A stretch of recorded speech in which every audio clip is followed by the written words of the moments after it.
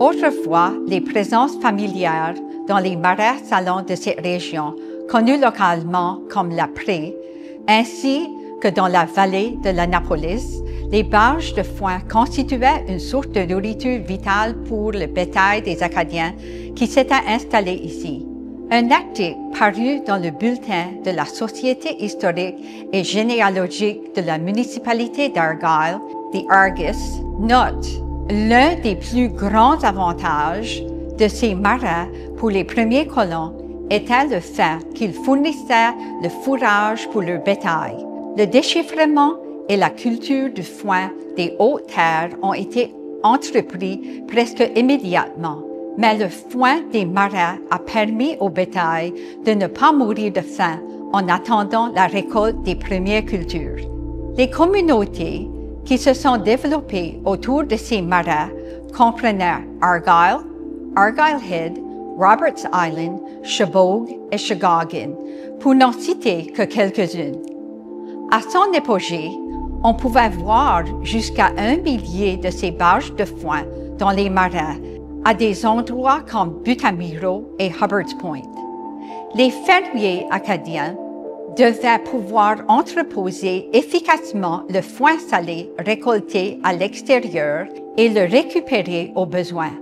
Un défi supplémentaire, bien sûr, était que, s'agissant d'un marais, les marées hautement saisonnières ainsi que les marées plus hautes, provoquées par les tempêtes et les vents, signifiaient que le foin ne pouvait être stocké sur le sol. La solution a consisté à construire un échafaud ou carré.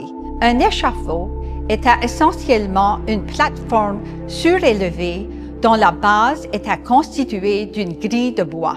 À 3 pieds du sol, il maintenait la récolte bien à l'abri des marées et le plancher en grille de bois permettait à l'air de passer et à l'eau de s'écouler du foin.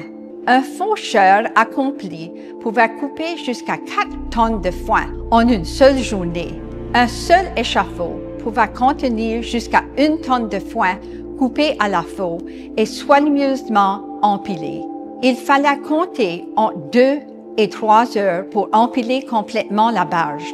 La disposition du foin dans la barge que la personne qui la travaille au sommet était essentielle pour assurer la cohésion de la barge et permettre à la précipitation de s'écouler. Le chargement se faisait à l'aide de longues perches à foin et une fois terminé, le dernier tour de force de l'empileur consistait à descendre de la barge sans l'endommager. Un peu de gymnastique permettait d'y parvenir.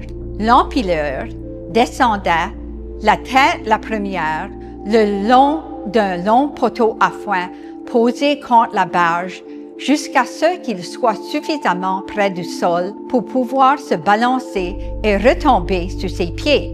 Grâce à l'ingéniosité de ses fabricants, un échafaud pouvait durer jusqu'à 3 générations et il arrivait qu'un agriculteur n'ait pas besoin d'en construire un au cours de sa vie. Pendant que le foin séchait à l'abri du sol, le fermier et ses animaux ne pouvaient pas y accéder avant que le sol ne gèle, car les roues du chariot et les sabots des bœufs ou des chevaux s'enfonçaient dans le marais mou. Peu à peu, la pratique de la barge à foin a disparu, car les machines modernes permettaient de récolter le foin plus rapidement. Puis, à la fin des années 1990, un groupe local de personnes intéressées a décidé de construire un échafaud et une barge, ce qui est devenu un événement annuel chaque été, connu sous le nom du Festival de la barge. Une dernière remarque concernant le foin salé par rapport au foin des hautes terres. On dit dans ces régions que lorsque vous donnez du foin salé à vos animaux, ils ne prennent pas de poids, mais ils ne tombent jamais malades non plus.